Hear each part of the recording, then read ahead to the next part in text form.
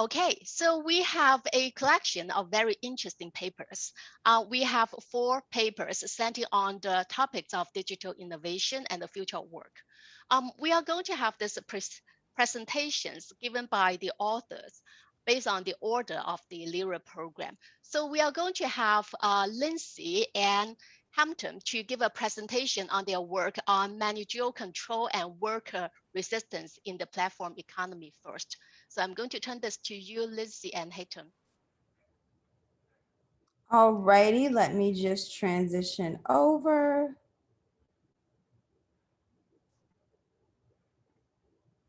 Okay, that's great. Everybody can thumbs up, thumbs up. Okay, so Hatim, I think, might have had a last minute emergency, so he may or may not pop in. But we're sort of actively revising this paper, so really open to feedback. We call it Not Seeing Like an Algorithm, sort of based off the book, Not Seeing Like a State, looking at control and resistance. So I think, to this audience, it's pretty clear that like platforms are everywhere and sort of like, and I think really what makes the gig economy particularly pack a punch above its weight class, given that it's like less than 1% of the US labor market is part, or workforce is part of these, is the fact that they're so like in the face of consumers, and they really have become ubiquitous. You think about, Instacart workers being called heroes. It's really prevalent and sort of top of mind for consumers alike, and how it's sort of pushing changes against some labor laws. And particularly when we think about what's new as platforms, because not just trying to look at it as a new phenomenon that's coming into the to how work is organized, but thinking about theoretically what is unique. There's sort of 2 key aspects this threads this paper is pulling on. And one is that it's relying on sort of algorithms as sort of a management tool. So you think of Leonol 2015. And not only are algorithms sort of like parsing out work and evaluating workers to get them sort of like their overall rating, it's also relying on customers' control. So there's these 2 different things that are coming into play, that there's algorithmically mediated customer control is sort of the way we're sort of laying it out with the paper. And that's most ubiquitously sort of through the 5-star ratings that we're all really familiar with. So when we're thinking about the customer control literature, is that customers, we've often thought about customers having a role and sort of having a voice around workers and evaluations. So you think about mystery shoppers, you think about feedback surveys. And the way that it's a little bit different with platforms is that if you think about Ballas and Shore's 2020 ARS piece, is they talk about power staying centralized in the platform, but at times it's sort of control is being distributed to the customer for a period of time, and then the platform is then taking back that control. So there's more dynamism around how customers or platforms are using customers to implement control. So I'm trying to like do the distinction between the paper and the words. So customers are sort of the only thing that can be responsible for workers becoming hired and fired. So if a worker sort of misbehaves, just one customer complaint can get them completely kicked off the system.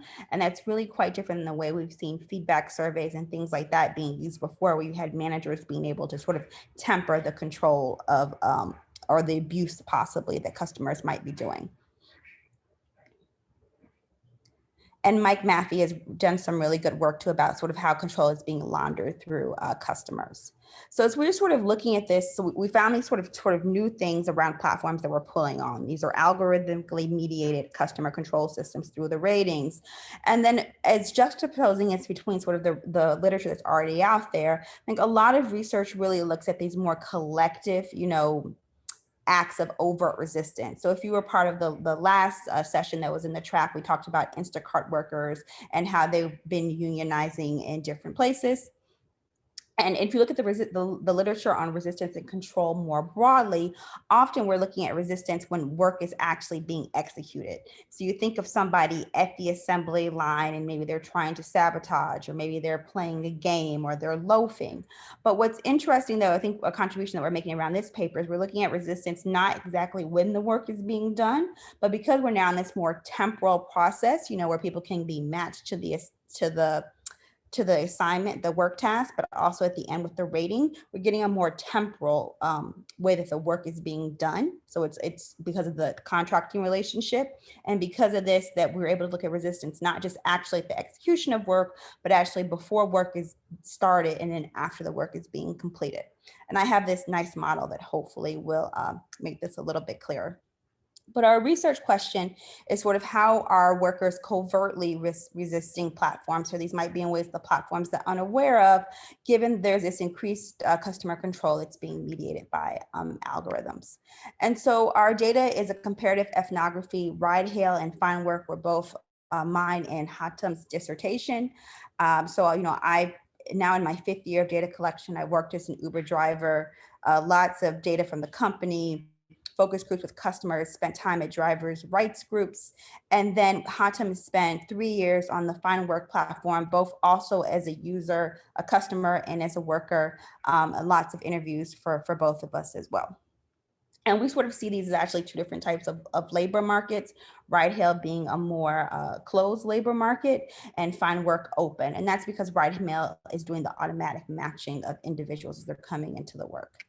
Right, and so we're sort of, and then this comparative approach is sort of in the tradition of sort of Beth Betchke and Siobhan O'Mahony, as you're looking at two different cases and looking for those similarities and differences to be able to drive some sort of your theoretical argument. So the main argument that we're trying to make is that control and resistance are sort of two sides of the same coin, and they're being co-constituted as you're going throughout the work process. So there's different types of the work process where based on the control arrangement, workers will have more latitude to deploy resistance, and there'll be other times where they have less latitude to deploy resistance. So we're not looking at resistance like a one-shot thing or even as collective action, but more these very small, covert, everyday actions. So this is the very beginning of before work even starts. We would call this period 1. And if you're looking at the control arrangement, you're seeing the platform is having more control over the worker because they're able to match the platform to the worker, or they're able to suggest, say in Find Work, hey, you probably want to hire this freelancer for graphic design. The customer, of course, has less control right now because the work hasn't actually been matched.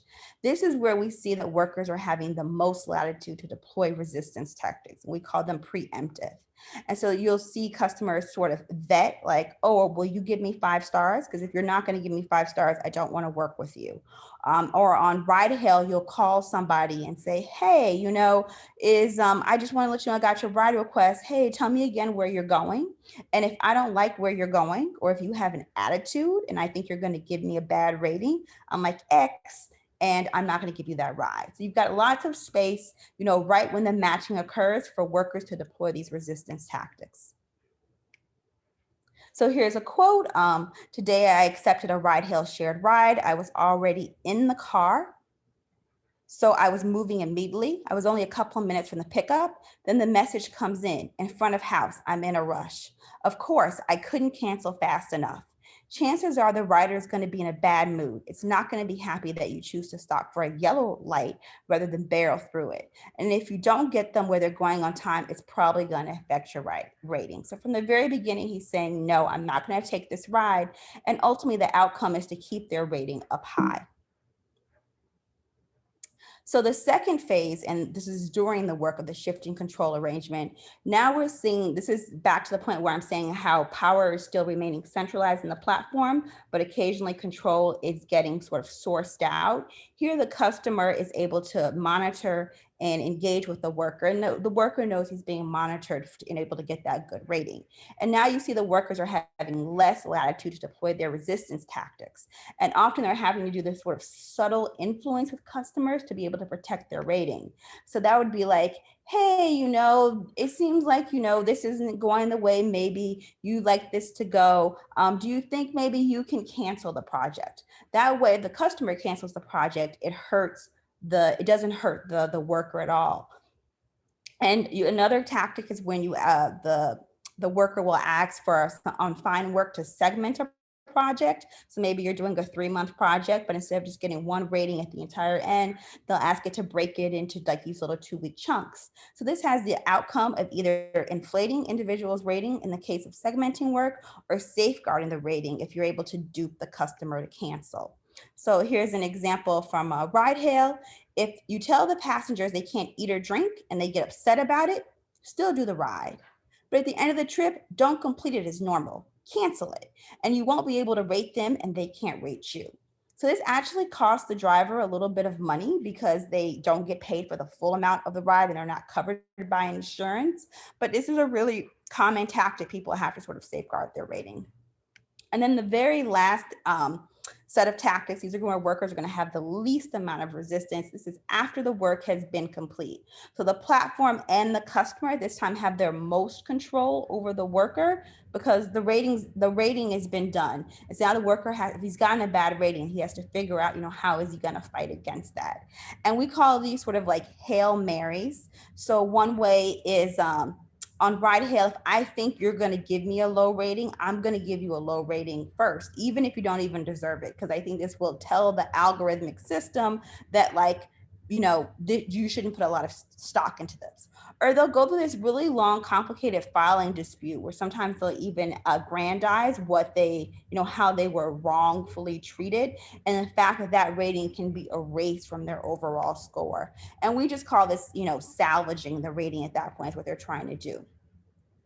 And so, this is just someone saying that they feel like this dispute is sort of stacked against them. And that's one of the reasons why they are, lying is maybe too big of a word, but sort of embellish the claims as they're going through these disputes. And he says, I do not believe that the Fine Works dispute system is designed to decide upon a fair outcome. I do not believe there are effective ways for a freelancer to successfully win a dispute with the client. Just to give you a sense of how our whole model flows together, essentially we're arguing there are shifting control arrangements in the work. So depending if you're in period 1, 2, or 3, and based on these control arrangements, people are going to have different amounts of latitude of which they can resist the platform system. Contributions is that we're taking control and resistance, this sort of symbiotic relationship, away from just the execution of work, and we're trying to look at it what's like in the gig economy, where the employment contract, you have a before and sort of an after in the rating. We talk about why there's the limitations of increased customer control. It gets the idea there are inherent limits in the gig economy, inherent internal limits, and that's why Uber hasn't taken over the entire world yet. And then there's also very true that platforms have to adapt their algorithms to exert workers' resistance tactics. So there's just like this dance that's going on between the two as they're trying to find their equilibrium. So thank you very much, and I look forward to hearing people's questions and comments. It was a fantastic research, really interesting research question and novel insights. So for the audience, if you have any comments or if you would like to ask a few questions about this study, you're most welcome to raise your hand virtually or leave a comment, a post in the chat box. If you're going to raise your hand or leave a post in the chat box, I'm going to call on you at the end of all presentations. Now, without much ado, I'm going to turn this to our second presenter, RV, and he's going to talk about frontline professionals in the wake of social media scrutiny. Thank you. Just give me 1 second. Are my slides visible? All right, great. So thank you again. I'm also in the process of revising this paper, so any comments will be, any feedback will be great. And I'll try to keep it short within 10 minutes so that we have some time for questions. So the empirical and theoretical puzzle for this particular study is the following. From prior work, we know that increased scrutiny of professionals by the public through mediums such as social media is predicted to improve professional accountability. And by professional accountability, I mean patterns of how professionals conduct and implement practices in relation to the demands of various stakeholder groups. So prior work done in several settings, such as hospitality, have found that scrutiny improves accountability. But the empirical puzzle I'm trying to grapple with in this study is in my research setting, which I'll talk about shortly. I find that increased scrutiny of professionals, especially those professionals at the front line, by the public through social media can actually obscure the locus of accountability. In other words, these frontline professionals are unclear about who they are accountable for, what is the criteria, and so forth. So that is what I observed, and I'm trying to theorize that. I'm trying to understand why that is the case, and under what conditions does this happen? Does this obscuring of professional accountability happen? Theoretically, we could think of it as when the demand for accountability shifts from known audiences, such as think about your regulators, auditors, certification agencies, to unknown audiences, such as the social media crowd, which is dispersed, heterogeneous, with like different preferences and needs. When the demand shifts from the known to the unknown audiences, what happens subsequently? What happens to accountability? How do these frontline professionals respond to them? So that leads to my research question, which is how do frontline professionals respond to social media scrutiny by the public, and with what consequences for accountability? My research context is 911 emergency management organizations. These are your 911 call centers. Some of you might have called. So I use it as an extreme case because these organizations face several complaints and scrutiny incidents through social media. And in this case, the 911 call takers are the frontline professionals. They are the ones who deal with the 911 callers, listen to them, take a line of action, and so forth. So briefly about the methods, it's an ethnography. It's focused on this one particular emergency management organization at Delta City, the pseudonym, and its police department. But in addition to that, I also wanted to understand how much of this phenomena is transferable. So I looked at other emergency management organizations in the US. And the final stage, I did like a comparative case of two organizations facing similar challenges, and how did they address this issue of scrutiny and obscured accountability. Specifically, I did observations of the 911 call taking process, especially before and after these, during, and after these social media scrutiny events happened, and specifically focusing on how do these frontline professionals, the 911 call takers, responded to those complaints? Did they change their behaviors and practices? If so, how? And in addition, I also had access to these 911 call logs, where I could see before and after these social media incidents, how do the call takers categorize a particular incoming call? Did we observe any salient differences in how they categorized, how they coded these calls? So that, in a nutshell, is the data collection. Just a little bit about the context. So typically in any emergency management organizations in big cities, this is the workflow that people typically take. When a call comes in, it's handled by the frontline workers. In this case, these are the call takers. And the call takers will collect information, figure out whether the call is a legitimate 911 level emergency or not.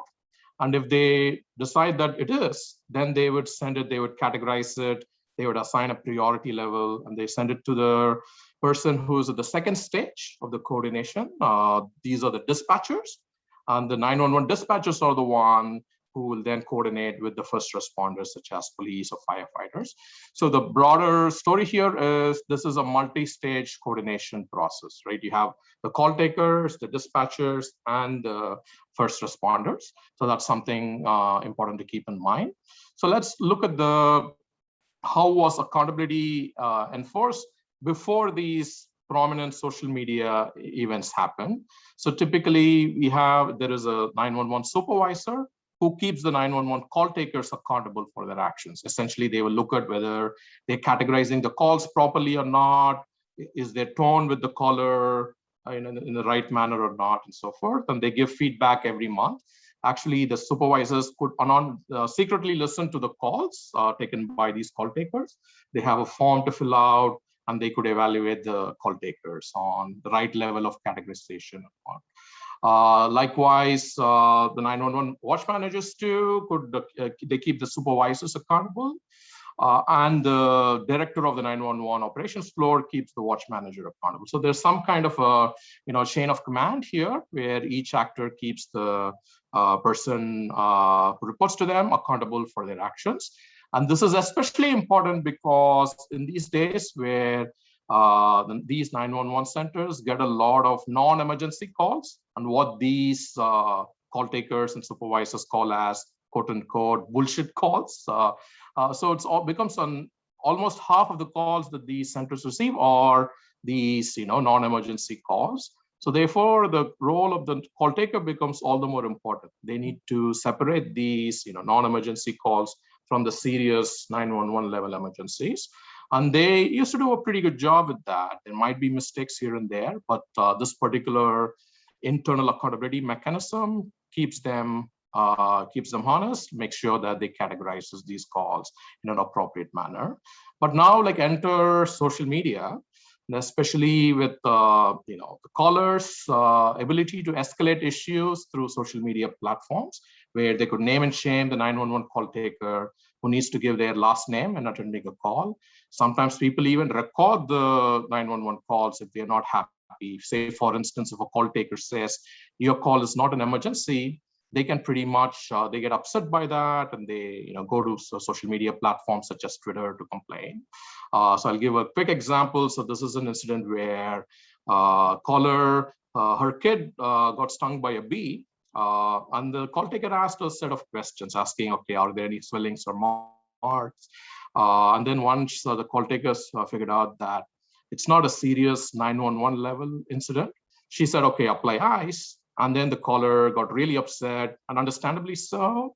And she, cursed at the call taker, and then she went to social media and wrote about it, which became a thing, which got actually covered in a few local newspapers. These are like other examples where what the public thinks as emergency to them need not be emergency as per the institutional categorization. So they get upset, they go to the social media platforms. And many such incidents happened where the call takers got named and shamed. And there was this one particular incident which was pretty salient. I will not be able to disclose too much information about that due to confidentiality reasons. But imagine that particular tweet became viral and it got covered in even the local news channels. And I specifically look at what happens after that salient social media scandal, what happened to call takers' practices before and after, especially as it pertains to their accountability. In other words, are they categorizing the calls properly or not, so forth. So that's the data collection and the analysis I did. Unfortunately, in the interest of time, I will not be able to go into the details of all the practices and share all the interesting qualitative quotes. But this is the summary. So when such incidents go viral, when the social media scrutiny happens of 911 call takers, what happens is that the organization steps in because they feel that the public is looking at them as if they don't care.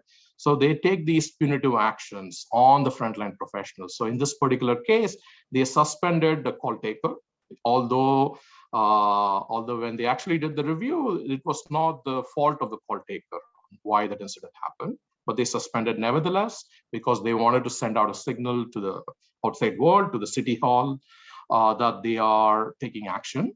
And that particular incident in turn made the call takers more risk averse. In other words, instead of trying to categorize the calls in an accurate manner, like separate the non-emergency calls from the real emergencies and assign proper categorization, they pretty much let most of the incoming calls categorize them as 911 level emergencies, and they essentially pass the buck to the other people in the coordination chain. For instance, they passed it to the dispatchers, who then sent it to the police officers.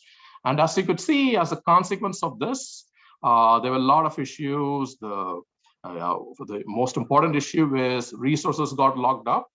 If most of these non-emergency calls, including the bullshit calls, got categorized as emergencies, you only have so many police officers and EMTs.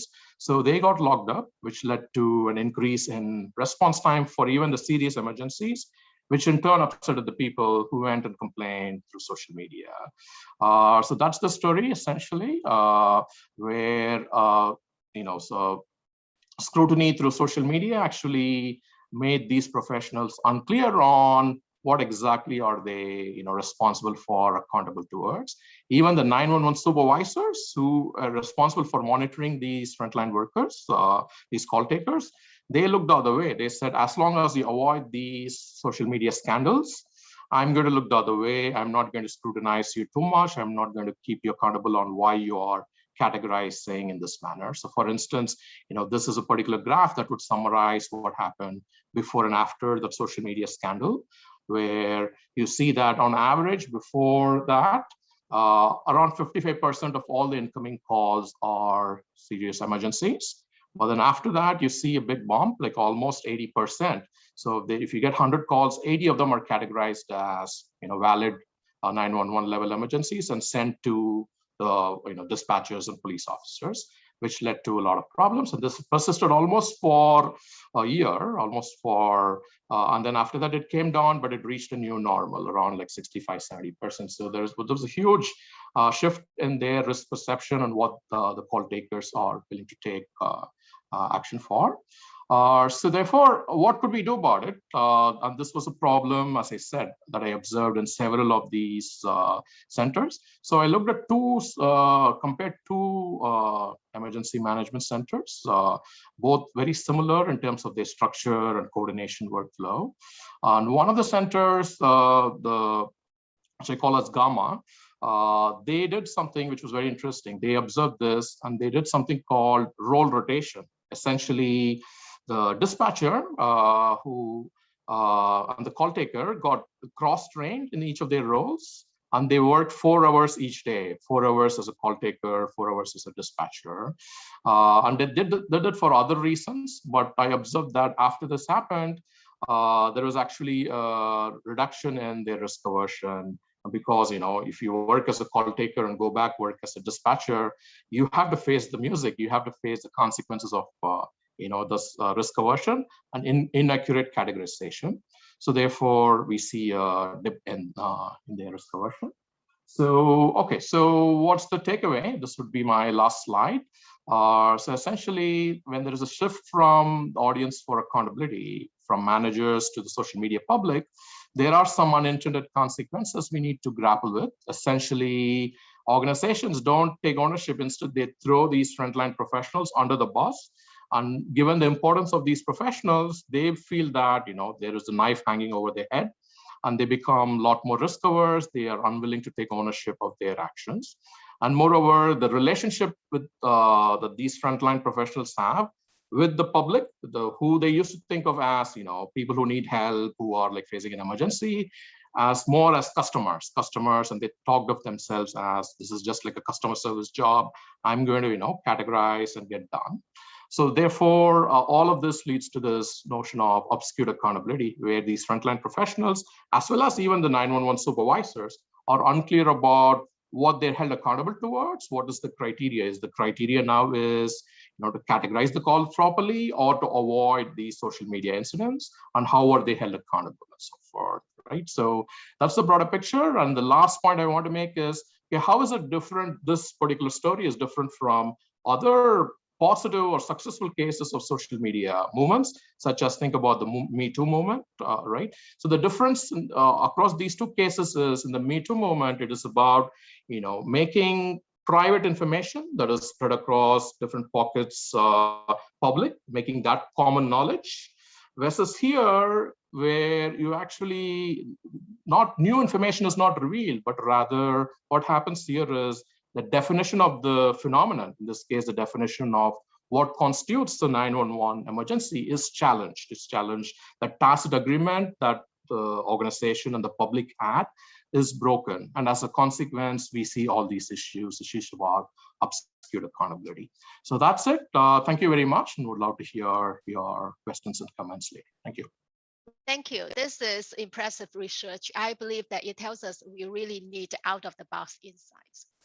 just because the phenomena or the relationships actually are moving outside of the regulatory as well. So now we are going to turn to the third presenter, Yao. Yao is going to talk about the emergence of online legal services. Okay, so I'm going to turn this to you.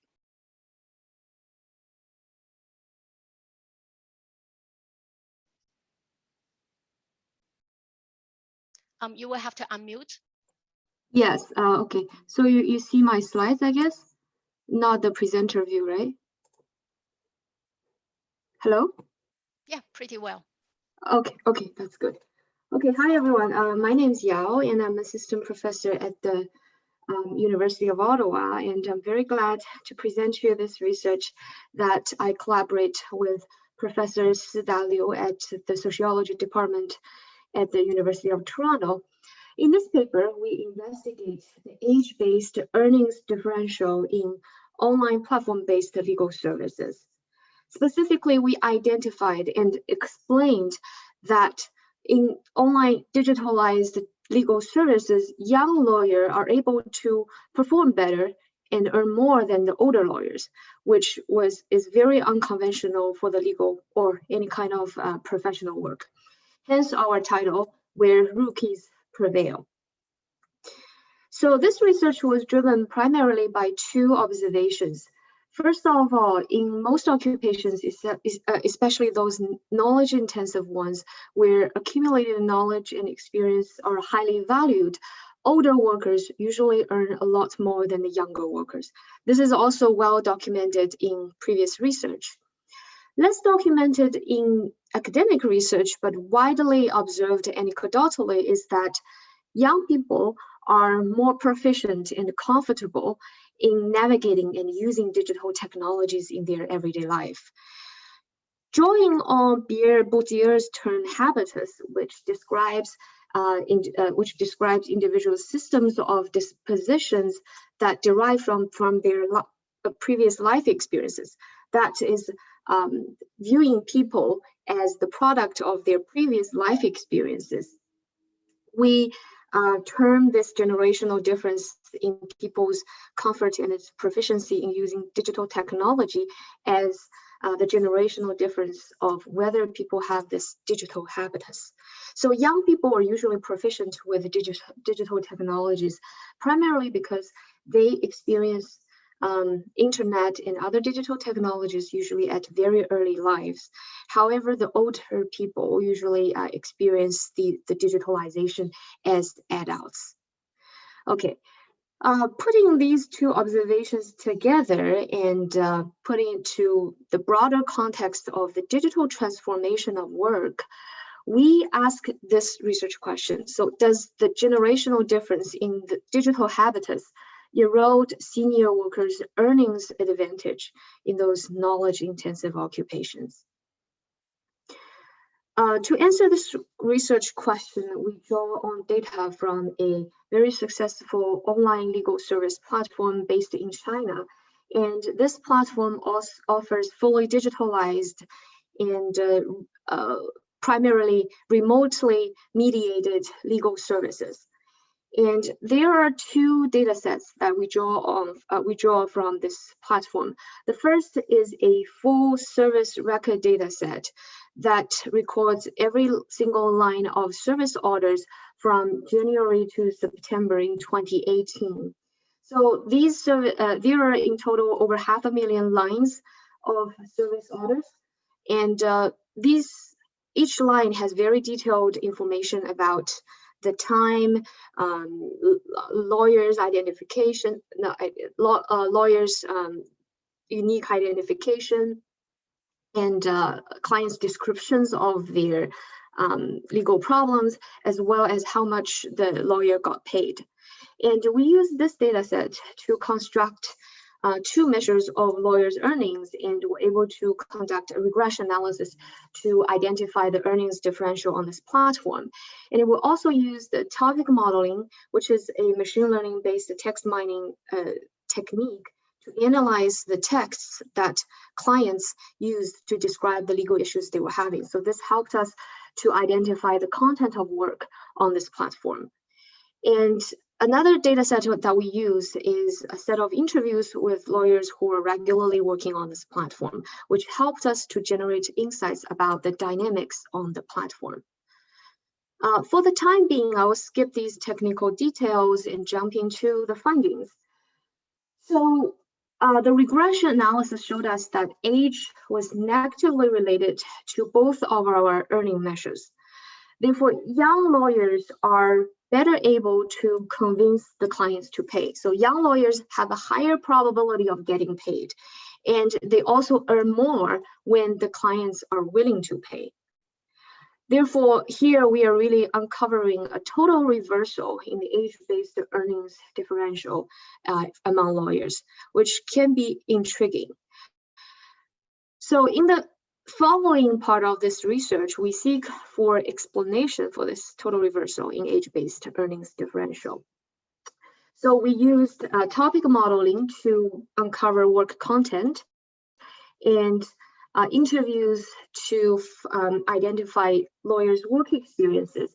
And these two aspects of our findings showed us how the platform-based legal services diminishes the importance of lawyers' social capital, symbolic capital of age, and human capital. And these three sources, these three capitals whose importance are diminished, are exactly the sources of senior lawyers' advantages in the traditional legal market. On top of that, we also found that the digital legal service capitalized young lawyers' digital habitus and turn it into a form of cultural capital, which helps them to develop this advantage over the older lawyers. Okay, so first off, social capital. So we know that traditionally lawyers' age and seniority, which are highly associated with the social capital and professional reputation, were almost decisive in determining how much work opportunities a lawyer can get. But on this platform, social capital in the traditional legal markets was almost useless because the platform uses a volunteering-based mechanism to distribute work opportunities. That is, the chances of a lawyer to work on an opportunity is really depending on how fast they show their intention of wanting to work for that specific order. So social capital is almost useless on this platform. And in the interviews, a lot of lawyers also acknowledge that a lot of clients have preferences for older lawyers in the traditional legal market. This was primarily because a lot of clients know nothing about law, and they're just unable to assess a lawyer's ability and predict the quality of the services that they are probably getting. So they have to delegate to something that is obvious, and in many cases, this is the age, because the older lawyers give them the impression that they are more experienced. But however, on this platform, there is this very straightforward, quantified, and very obvious alternative, that is previous clients' rating and reviews. So clients no longer needs to rely on those proxies like ages to judge the likely quality of services they're going to get. On top of that, a lot of lawyers also acknowledge that they think the clients just don't look into their headshots, their thumbnail-sized headshots, so carefully to judge and to get to know their demographics. So the demographics of lawyers are not obvious and are not salient on the platform. So on top of the diminished importance of social and symbolic capital of age, we also found that older lawyers' human capital were also less important, because on one hand, the work content on the platform is very elementary. So the topic modeling generated 9 coherent topics from these hundreds of thousands of lines of descriptions of clients' legal issues. And these, for instance, divorce and family, employment disputes, these are the typical legal issues that are of the lowest prestige and lowest value in the overall legal market. So clients usually care less about what kind of lawyers are offering them the help because their questions are usually straightforward and simple. And we also found that ironically, senior lawyers' work experiences can be counterproductive in some cases. Because on the platform, there is this 15-minute free textual consultation. So a lot of clients are trying to get as much information as possible in this 15 minutes. But senior experienced lawyers usually have this tendency to dig into the details, the nuances of a client's problem. Therefore, they need more time. So a lot of clients may doubt if the lawyer was wasting their time on purpose, so they can fully use the 15 minutes and then make them renew with the paid service. But most young lawyers, because they do not have so much experience and do not have so much in-depth knowledge about the law, they usually do not have this tendency and give the clients straightforward and quick answers, which are exactly a lot of clients would prefer. Okay, so far we've shown how the diminished importance of human social and symbolic capital are showing us that the digital legal field is offering a more or less leveled playground for lawyers, regardless of their age. But it really does not fully explain how young lawyers get their advantage. So we further find that the digital legal field capitalize young lawyers' digital habitus and turning it into a form of cultural capital, which helps them to perform better and earn more. And this form of cultural capital was demonstrated in two aspects. The first is typing speed. As I mentioned before, there is this 15-minute free textual consultation. So the amount of information a client can get with the free service is really largely dependent on how fast a lawyer can type. So a lot of older lawyers like this one often get complaints because they type rather slowly. However, young lawyers usually think that's not a problem for them. Also, in general, the client profile on the platform are also a lot younger than the clients in the traditional market. So young lawyers are given the advantage of sharing and speaking the same language with their clients. So their proficient command of things like emojis, internet buzzwords, and those subtle tones and subtle humors of internet chats really helps them to communicate more efficiently and effectively with the clients. Okay, so in conclusion, this paper showed how the digitalization of legal service redistributes the capital, different forms of capital among lawyers of different demographic groups.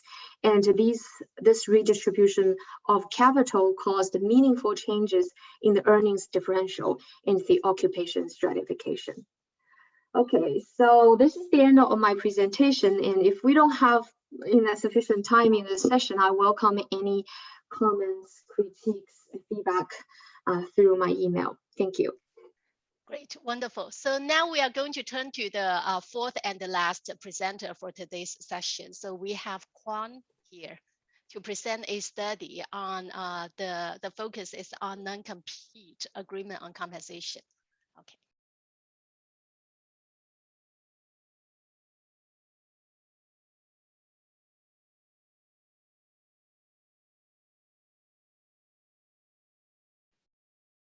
We are seeing the presenters view with the notes. Oh, sorry about that. Stop share.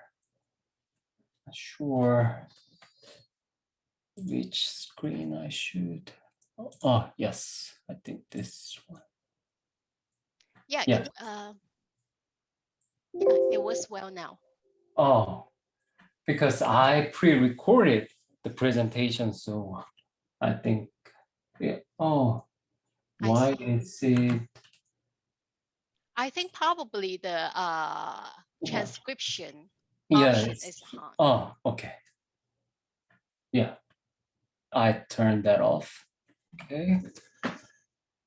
So hello, everyone. My name is Kwan Lee. I'm assistant professor at the University of Houston, Victoria. And unlike the 3 previous studies, I do quantitative research. So, and I did try to finish my talk within 10 minutes, so it'll be really shorter. So the title of the paper that I have been working on is The Cost of Ties That Bind, Non-Compete Agreements and CEO Compensation. So here I look into the impacts of non-compete agreements or non-competes and its impact on CEO compensation. So non-competes have been studied in the strategy and economics literature, but not much actually. I haven't seen any papers on this topic in the management or employment relations literature. So that drove me to study this subject topic. Okay. So since this is a, yeah, let's start with the, yeah, I think I should. Hold on seconds. Slide. And let's start with the definition, non-compete agreements. What is, sorry about this. I think it would be better just to play this one for me. Yeah. And let's start with the definition, non-compete agreements. What is a non-compete agreement? Yeah, no, a non-compete agreement or non-compete is a legal contract between an employer and an employee that aims to prevent the latter from directly or indirectly competing against the former for a certain period within designated geographic areas and industries. So there are several similar concepts like non-disclosure agreements and non-solicitation agreements. Non-disclosure agreements or NDAs are something that you agree to when you decide not to disclose confidential information or trade secrets or the terms of the settlements. And non-solicitation agreements is about you cannot poach your colleagues or you cannot take your clients when you leave the firm. Then how often are non-competes used in the US? In a 2014 survey, respondents, 1 in 5 respondents replied that they had non-competes. And as much as 40% also answered that they had signed non-competes in the past. In another study, researchers found that 2/3 of CEO employment contracts included non-compete clauses. So, but beware that they are talking about non-CEO employment contracts, not CEOs. That's because not every CEO has an explicit contract disclosed to the Securities Exchange Commission. And now let's figure out what researchers have found regarding non-competes. So initial studies relied on proxy measures of state non-compete laws to investigate the impact of non-competes on the employees and the economy. By proxy measures, I mean that they compared states with other states on the assumption that employers are more likely to use non-competes when the state non-compete laws are more favorable to employers, which means it is easier for employers to use non-competes against their employees. So by using this proxy measures of state non-compete laws, researchers have found that in a state where it is easier to enforce non-competes, employees tend to receive lower compensation. And due to the restriction, they are also likely to stay longer with the firm. Also, the employees in those states are likely to receive fewer job offers, and as a result, fewer of them actually move across firms. In addition, recent studies, instead of relying on the proxy measures, they used surveys or archival data to find individual employees' non-competes. And their findings can be somewhat surprising.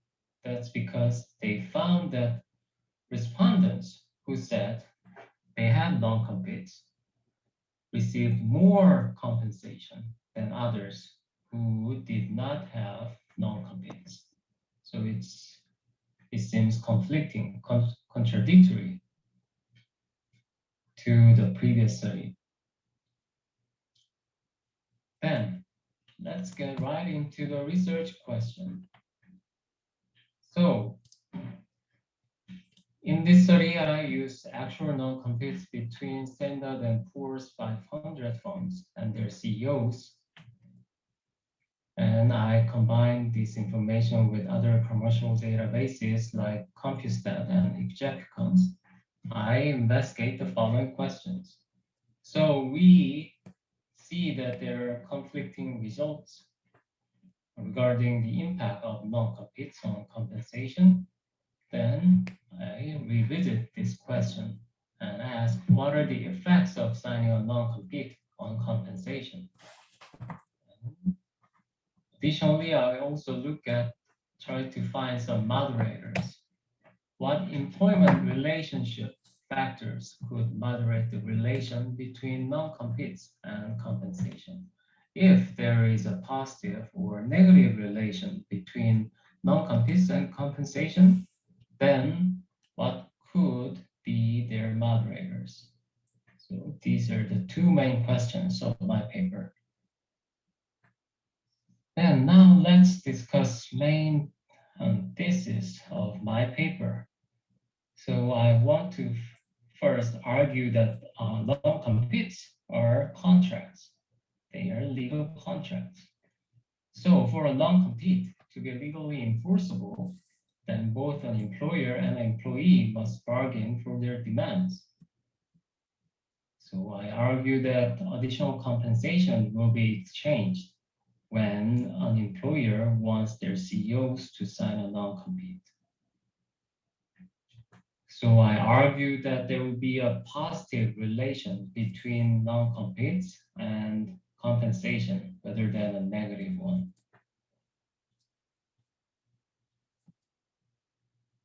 And I would like to propose two moderating factors between non-competes and compensation. So first off, we should keep in mind that exec compensation has many components. First, they receive cash, and they also receive equity. Because these two kinds of compensation components have different characteristics. Employees usually prefer cash, whereas employers prefer to pay employees with equity. So because their preferences differ, negotiation outcomes will reflect both bargaining power and the expectation of risk of the new CEO recruitment. The other factor I would like to point out is the hiring path or career path or mobility. So employees, CEO as well, could be promoted internally or they could be recruited externally. Recent research on mobility has found that internal and external hires have different or even opposing characteristics. So in short, external hires have stronger bargaining power but face greater termination risk, whereas internal hires tend to perform better and stay with the firm longer. So the implication of these different characteristics is that non-competes can be costlier and riskier to external hires than internal counterparts. So that's about it in this short talk. So I'm really sorry that I couldn't go into much detail about the hypothesis. So if you have questions, please let me know. Thank you. I agree. 10 minutes presentation is really tense, and you did a great job. Thank you. Okay, so we have a couple minutes left. We welcome the audience, or you may just unmute for the audience. You may just unmute and then speak out, ask any questions to the presenter that you would like to talk to. And you are also most welcome to type your comments and suggestions in the chat box as well.